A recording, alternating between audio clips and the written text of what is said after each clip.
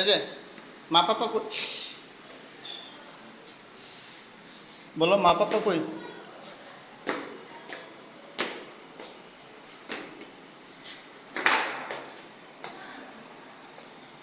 রাফি আজকে ফার্স্ট বড় পাপার দেয়া উপহার জুতো পরেছে আমার গেঞ্জির সাথে ম্যাচিং করে।